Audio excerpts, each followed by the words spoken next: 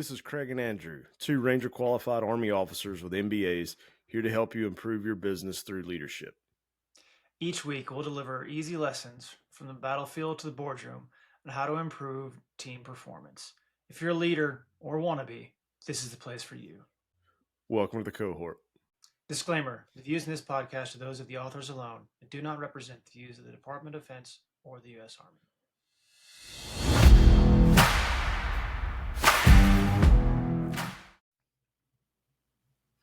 Hey, good morning, everybody. Welcome back to another episode of the Command Post Cohort. Welcome back, everybody. Today, I think it's going to be a little bit different on this episode. We're normally talking about communication and standards and kind of give an outline and structure and framework. Yeah. I guess you could call it kind of the rules of behavior and leadership. Yeah. And I think today we're going to talk a little bit about when is it the right time to break the rules. We're breaking the rules, Craig. We're breaking the rules. And how do we as leaders know that sometimes we'll be faced with a situation to where we have to make a choice or a decision that goes against maybe that written SOP or that protocol that we normally would say, always uphold your standards. Mm-hmm. But today I think we're going to explore a little bit about breaking those rules. And I think you called it discipline, disobedience. That's right. Yep. And I like that term because I think that shows this is not just kind of a random reaction, but this is a very deliberate, intentional action to go against what would normally be considered the rules. Yeah. So this is a pretty exciting topic, really. I kind of like talking about this. So I don't know if that means I'm actually, a rule breaker at heart or not. But yeah, so it's the concept of discipline to disobedience, right? And I didn't, in all fairness, I did not come up with that. That was not me. But it's like Craig said, when there is a rule, when there's instruction, when there is, a task, not doing that, not doing what is specifically stated, because at the time you think that's not the smart thing to do. So you kind of have to walk through it to understand what that really means. So let me say this. General Milley, retired now, he's former chief of staff of the Army a few years ago, famously said that soldiers in the futures will have to be disobedient. So for some, that was quite a surprise in the Army. This is the chief of staff of the Army, the highest ranking person in uniform in the Army, in charge of the entire Army. And he said, we're going to have to be disobedient. Like some people were really surprised about that. And I remember because I was at Army School for Officers, mid-career officers at the time. And there was about 1,600 of us in this class. And we were in this big auditorium. And once the commanding general of the school at the time was giving a little talk like he does about every month or so. He would talk to all of us and we'd have a chance to ask questions. And one of the students stood up and asked, hey, General Milley said that soldiers of the future are going to have to be disobedient. And the way he said it and the way he framed it was going to be like, it was definitely like kind of like a gotcha. That's what he intended, right? Like why is the chief of staff of the Army telling us we should be disobedient? Our soldiers would be disobedient, right? Which is totally contrary to the normal way that the Army has to operate, right? And it's really funny because then General Lundy, the general of the school, said, "Yeah, like, what do you want me to say? The chief was lying, right?" So the General Lundy's response there kind of cemented to me what I intuitively kind of thought, which was, well, yeah, he didn't mean that soldiers can just run around and do whatever they want. Yeah, that's not it at all. By disobedient, what he really meant was everyone is going to have to think critically about the purpose, the intent of a task, and execute to achieve that, Yeah. not just do whatever you want to do. Yeah. Right? And I think it's that drive to get that independent thinker, Mm-hmm. not just somebody blindly following orders. Because I know when I talk to different clients and stuff, and they're like, "Well, yeah, I'm sure just in the army you just had to do whatever it was you were told," and they're surprised when I'm telling them like, "No, like I pushed back on a lot of stuff, Mm-hmm. and I expected that same thing from the leaders inside my organization. I wanted that resistance." Because I want everybody to look at whatever scenario or situation we're dealing with and look at it with your own independent thought or your own critical problem solving skills, because maybe I have a blind spot, maybe there's something I'm missing. And if you're just blindly following orders, I believe that was a problem in Nazi Germany. Like and that was not a defense at the Nuremberg trials of like I was just doing what I was told. Mm-hmm. uh, and so I think it goes back to there are going to be times you're faced with these dilemmas, and maybe it is something to where you're like, absolutely, I'm not going to put my team in that position.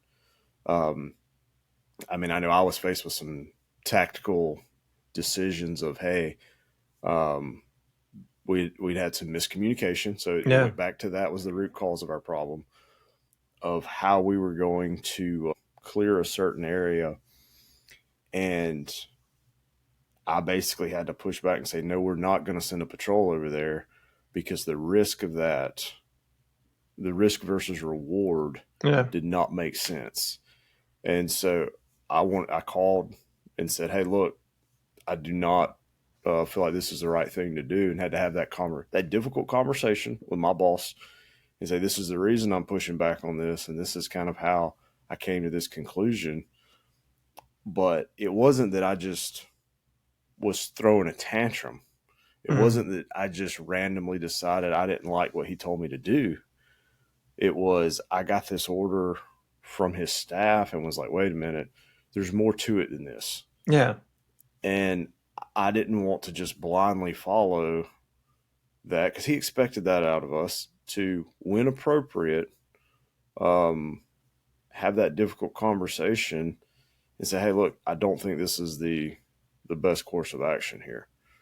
But it can be one, uncomfortable, and two, you as a leader have to really create an environment where that's acceptable. Yeah. Yeah. Because, just in that story alone right there, you had a little bit of hesitancy in going back to your boss and saying, hey, I think that's too risky. And Mm-hmm. here's how we can mitigate that instead, right? Yeah, So it's not just a no, I'm not doing that. exactly. It is. And it was, hey, here's alternative solutions. Mm-hmm. We still Mm-hmm. realize we have a problem here, but here are other things we can do to mitigate the risk, find the solution. Yeah. So it's not like as a leader, you can just throw up your hands and be like, oh, I'm not doing that. Yeah. It's not this cop out. It is, it's actually, in my opinion, I think it's more difficult than just doing what you're told. It's not the easy way out. Yeah. The easy way out is just doing what you're told. But the difficult choice is how can I take this potential solution with this problem Mm-hmm. and enhance it essentially, and then go have the difficult decision or discussion um, with maybe it's my boss, maybe it's my boss's boss. Sometimes you're dealing with higher level organizations, or maybe it's a third party, and is it worth is the juice worth the squeeze when you're looking at that risk versus reward, and both in what you're being told as well as your decision to be disobedient and Yeah. push back on this. Um, is this the time? You'll hear people ask, like, is this the hill you want to die on? Like, it's sometimes it's like, hey, don't, like, this is probably not the one. Yeah. It doesn't Yeah. really matter. Just Sometimes it's do as not you're worth it. told. Yeah. But there are times, and as a leader, you have to kind of look at that situation and make that call. Yeah. So you said Hill, that's a great segue because if you listen to the rest of the interview in which Jerome Milley said, soldiers are going to be disobedient in the future, he actually said, he explained that a little bit more. He said, in the future battlefield, we're going to be under constant observation. You have to move all the time. You have to rejoin You have to go spread out and come back together, and then spread out and come back together. So we're going to have independent thinkers, critical thinkers everywhere, because we're not going to be able to rely on traditional forms of communication. So if your task and purpose is to take Hill 101 and destroy all enemy, then we're out of comms, right? You go out and you find out that the enemy is on Hill 102. Yeah. See, now that commander is faced with a decision, right? Does he take Hill 101? Because that's what he was told to do, right? Or she? Yeah. But the purpose was to destroy all the enemy. Well, if the enemy was on Hill 102, then, achieve the purpose, right? Which is destroy all the enemy. Yeah. So it's about critical thinking and that discipline, disobedience. I know that's what you said, but the enemy was on Hill 102, not 101. So we were supposed to destroy all the enemy. We destroyed all the enemy. Exactly. Yeah, I think that purpose is that foundation, and we talk about that a lot. About this is why you explain to your team the purpose and reasoning behind stuff, so that when you're not there, they can make those decisions, whether it's what you told them to do or not. It doesn't matter. We've used the example before of you're supposed to do maintenance on machine 2, but machine 3 starts having problems first, and you know that maintenance will resolve it. The boss is out of town. You may have to be disobedient and do maintenance on machine 3 instead of machine 2. Yeah. But by doing that, if you understand the purpose behind it and you understand the intent, and that your organization's mission is to get these products produced by this deadline, you can be successful, even though that small piece of it was, hey, I'm kind of going against what the instructions were, but this is because we're being critical thinkers and we're not just blindly following orders. That reminds me of something that happened to me in Iraq when we were deployed there. Where we were operating was kind of far out in the countryside, so to speak, and it's in the history of Iraq. There's lots of wars in the past, and they'd used mines quite extensively. So in this area in particular, there were quite a few minefields around, and we were out on patrol one day, and we were really pretty far away from our little outpost. So their radio and our digital communications were kind of intermittent because it was so far away. So, and I kind of knew that, right? Well, so we were out walking around on the grounds with some of our partner forces, and we found a mine. So it's kind of above the ground because it'd been there so long, it kind of rode away and exposed itself. So I radioed back to the commander and said, "Hey, we found a mine." Well, the commander understood was we were in a minefield, which is not exactly what was going on. Yeah, a little different. Yeah. So then he got concerned, right? It's like, okay, he started spinning up all these assets to come pull us out of this minefield that he thought we'd stumbled into.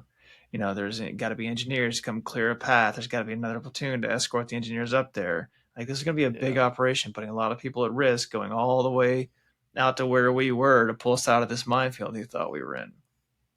So because the comms were so intermittent, he kept saying, "Do not move, do not move, do not move." Because he thought we were stuck in this minefield when I knew on the ground it was just one mine, and we could just walk back the way we came because we just walked that way. Yeah. And then get back in the vehicles and drive back. So I knew all of this, right? So then, what he told me to do was stay there. But I did not. Yeah. Again, because his intent was to keep us safe, right? Okay, well, he didn't exactly understand because the comms weren't working properly. Yeah. That he didn't exactly understand the situation on the ground. So we just walked. I said, "Okay, guys, we're gonna go back the way we came. It'll be fine. We'll get back in range of comms a little better, and I'll explain to them the situation a little more." Yeah. So I was like, that disobedience, Yeah, and I think that's another example that goes back to where communication plays a role in this, Mm-hmm. because the leader on the ground, whether that's us or one of our team members, whoever it is, the person on the ground at the place of work is usually going to have a little bit more insight than people. The further removed you are, the more difficult that becomes. And, that rural location where you're having challenges with your communication, because those radios sometimes, like, it Mm-hmm. briefs well the range on it, but we all know that Yeah. when you get out there, it's not always the case. You start coming in broken, and you're trying to explain a complicated situation, and you're saying, "Yeah, I found a mine in a field," and he immediately's like, "Oh, they're in a minefield." Yeah. Uh, Yeah. it's real easy for that to happen, and so Mm-hmm. knowing when, like, hey, let's not put all these other guys at risk. Let's not create this other, more complicated scenario, because Mm-hmm. you understood what was going on there at the time. Yeah. And I think sometimes too, it's, you know, back in the civilian world, sometimes it's even small, simple things of when to be disobedient. So for those of you who are watching, you probably see I've got a different background again. I'm on the road down here in Orlando, and down here for a veterans reunion event. So, and I was flying down here, and I was thinking about this. We were going to talk about it. A lot of times in the movies, you see the person about to miss their flight, and they're like running down the terminal. And if you travel through Atlanta, you've probably witnessed this in person as well, not just in the movies because it's so spread out. But uh, so you've got that gate agent who, by protocol, has a certain time on the clock where that door is supposed to close, and that's their rules to follow. And there's guidelines and reasons behind that. But I think sometimes, if they're seeing that person running towards them and they know that it's going to take them approximately 60 seconds to get there, and they also know that maybe this plane's going to be held an extra 10 minutes because of weather. You've got that summer afternoon thunderstorm that's just popped up. Mm-hmm. While the rules don't take into account those extenuating circumstances, that may be the time that gate agent says, you know what? I'm going to wait this 60 seconds. I'm going to let this person catch this flight, or at least head down the jetway before I close the door. And that way, you've got a little bit of improvement on customer service. They're going to be thankful.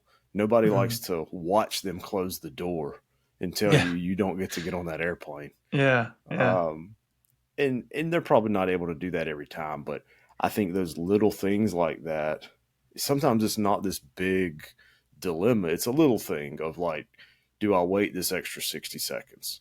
Mm-hmm. And on the flip side, that gate agent may know that, hey, we're on a really tight timeline here, and there is no way I can wait 10 seconds more. And like, I have to do that. And they're not able to.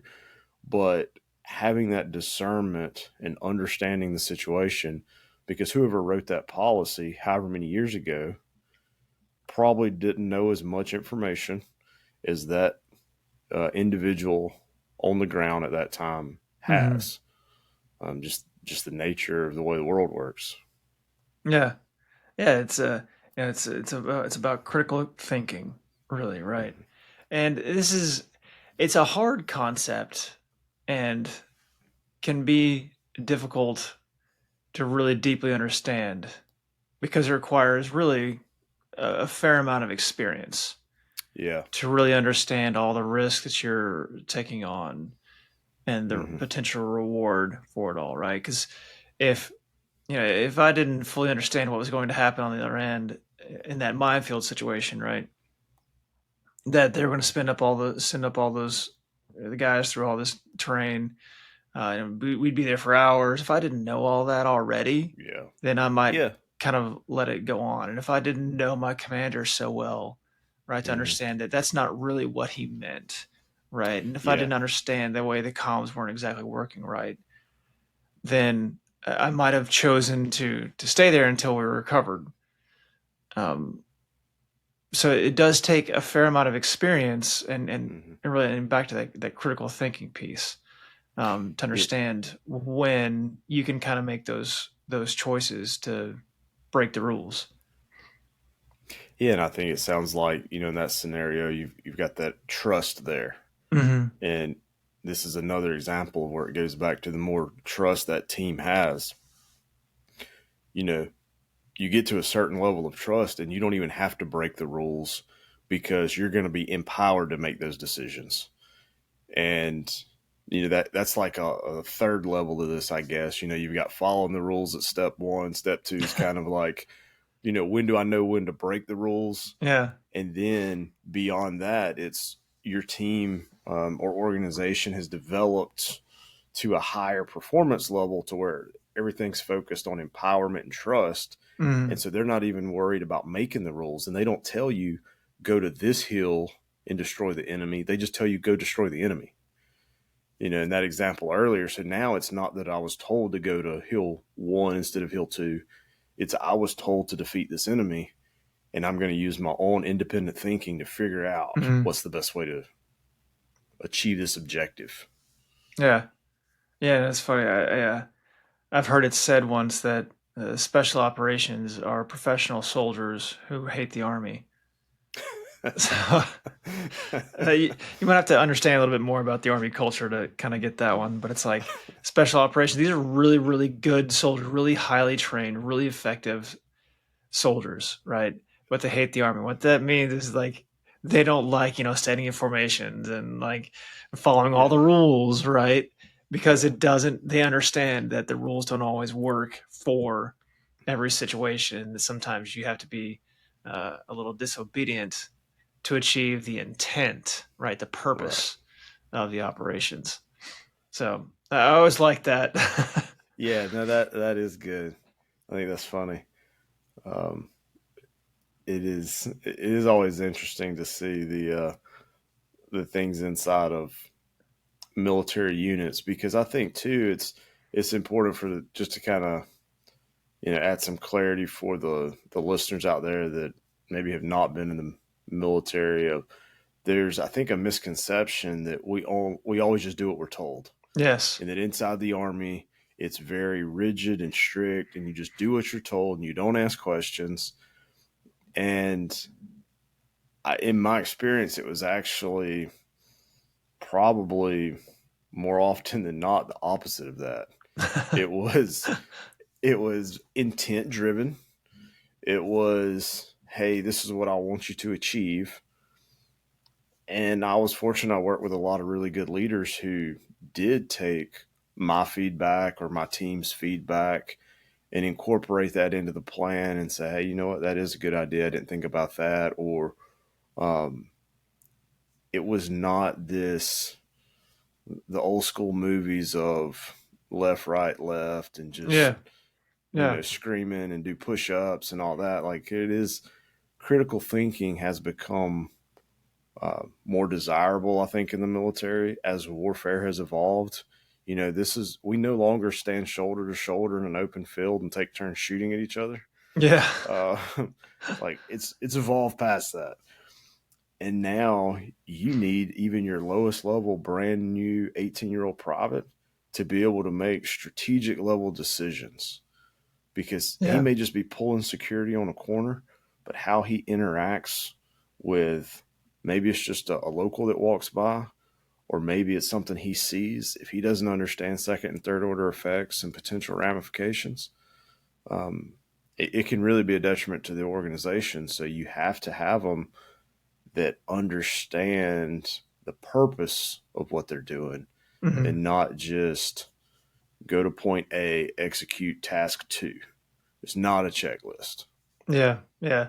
And I really like that you brought up the idea of empowerment along with this, right? Yeah. Because they have to feel like they are empowered to make those decisions and not necessarily free of consequence, but they operate in an environment that allows them to do such things and make mistakes if they can. Because if they're afraid of retribution, or punishment if they do the wrong thing, right, then they're going to do exactly what you tell them to do, and that Yeah. may not be the best thing, Yeah. right? Because if you shut down machine 2 and it just needs a little bit of work, then machine 1 falls apart the next day. Well, you told me to fix machine 2, so I did. Yeah. And I think too, something that I think kind of ties into this, it reminds me of what Toyota has done. So normally you would think the ability to shut down an entire production line would be reserved for like the plant manager or somebody very senior, um, because somebody saying, "Hey, everybody, time out, let's stop the production." That seems like breaking the rules, right? Like that's not something that your average. Craig showed up and has been working here for 72 hours, but they have found that quality is so important to them. If anybody on the line finds a quality issue, there's they have a cord they can go and pull, and it will actually shut down the entire production line, so that they can address that quality issue.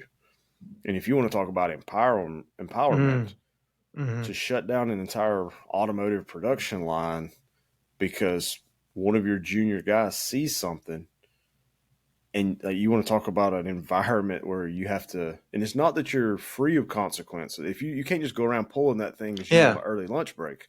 Yeah. But when you have a legitimate concern, like, hey guys, this is going to cost us millions of dollars 6 months from now if we don't fix it. Like, maybe stopping this cost them $1 million today, but do you want to pay $1 million today or 10 million 6 months from now? Yeah. Yeah. And so I think that's that's kind of the evolution of this, of how you get to that level of empowerment inside of an organization where you're trusting your junior team members to be able to make those critical decisions and be independent thinkers. Yeah. This is a really fun topic. I like talking about it. I don't know what that says about me, but I'm glad we finally talked about it, Craig. Yeah, no, it's I agree. I think that there's a lot of value in having that conversation and thinking through when is the right times to break the rules, and how does that work inside of leadership, because it's not always as cut and dry as we make it out to be sometimes. Yeah. Yeah. Well, we appreciate y'all listening and hope y'all have a good week. Thanks, everybody. As always, take these lessons, use them, and spread them. Everyone is welcome in the cohort. Be sure to like, follow, and subscribe for more, and drop us a line at commandpostcohort.com to request a specific topic. We'll see you next time on the cohort.